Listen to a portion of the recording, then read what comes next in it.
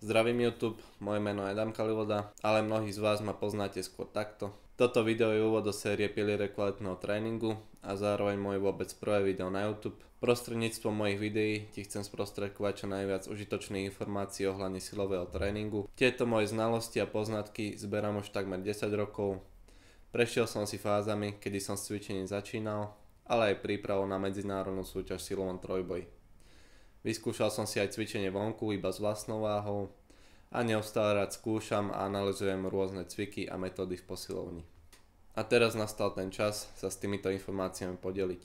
Ak sa silovému tréningu venuješ už zo pár rokov alebo s cvičením ešte len začínaš, klikni na odber a zvonček vedľa. A ak mi chceš pomôcť šíriť tieto informácie ďalej, klikni na like dole pod videom. Ďakujem.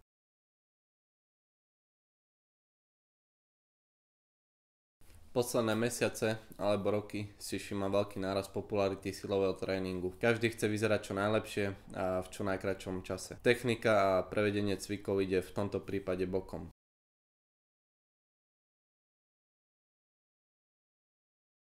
Cieľom bracingu je vytvoriť vnútrobrušný tlak, ktorým premení stred svojho tela na pevný valec. Bracing pomáha chrániť tvoju chrbticu tým, že jej dodáva potrebnú stabilitu a oporu. Ak si predstavíme anatómiu ľudského tela, tak vidíme, že vrch chrbtice je podporovaný spredu hrudným košom a spodok chrbtice takúto podporu nemá. Preto túto oporu musíme vytvoriť pomocou svalov trupu. Technika bracingu spočíva v hlbokom nádychu a zadržaní dýchu predtým, ako začneš prevedenie cviku. Dávaj pozor, aby si s nádychom expandoval oblasť trupu. Nádych iba do plus ti žiadnu oporu ani stabilitu nedodá. Ja som sa naučil bracing jednoduchým cvikom, pri ktorom si láhneš na chrbát, na brucho si položíš malý kotúč a s nádychom sa snažíš tento kotúč vytlačiť von.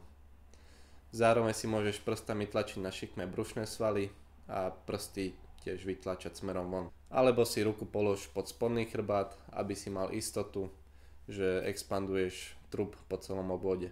Túto rutinu by som opakoval pár týždňov pred každým tréningom a postupne si môžeš tento cvik sťažiť tým, že zadok zdvihneš zo zeme.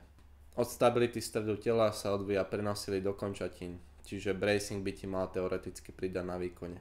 S bracingom by som otvoril aj otázku, či potrebuješ opasok. Mnoho začínajúcich, ale aj skúsenejších lifterov sa až príliš spolieha na opasok, čo podľa mňa paradoxne zvyšuje riziko zranenia.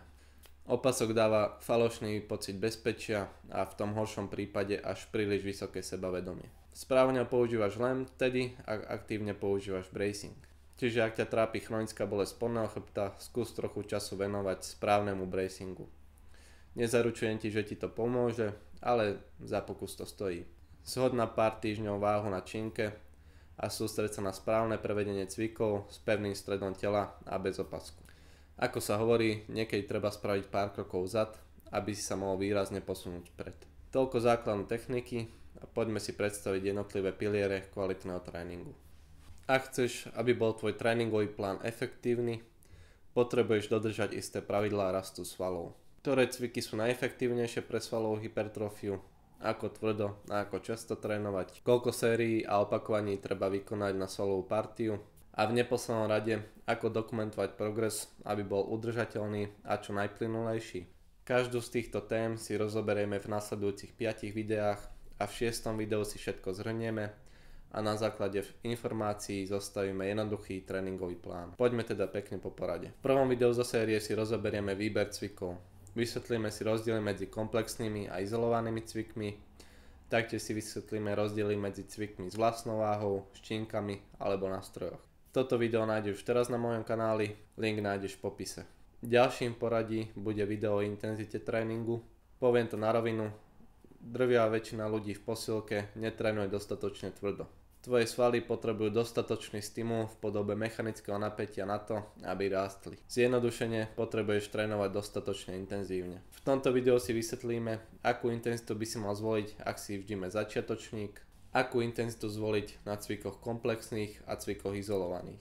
Treťou témou je počet sérií a opakovaní. V tomto videu si okrem iného vysvetlíme, koľko sérií by si mal vykonať na svalovú partiu týždenne a koľko opakovaní vykonávať na jednotlivých cvikoch. Štvrté video bude patriť frekvencii tréningov, vysvetlíme si, ako často trénovať, ak si začiatočník, a taktiež zaboríme do témy tréningových splitov. 5. video bude patriť základnému konceptu pre progres, či už silový alebo rastový, a tým je progressive overload. Taktiež v tomto videu rozoberiem základy periodizácie a tipy, ako si udržať konzistentnosť v posilke. A ako som spomínal, v poslednom videu si všetko zhrnieme a pripravíme si jednoduchý tréningový plán na základe informácií z predošlých videí. Myslím si, že ak pochopíš obsah týchto videí, máš dostatok informácií k dlhotrvajúcemu a udržateľnému progresu v posilke. To by bolo na úvod všetko. Ďakujem za pozornosť, za každý odber a like na video. Pripomínam, že link na video výbere cvikov nájdeš dole v popise videa a my sa vidíme na budúce.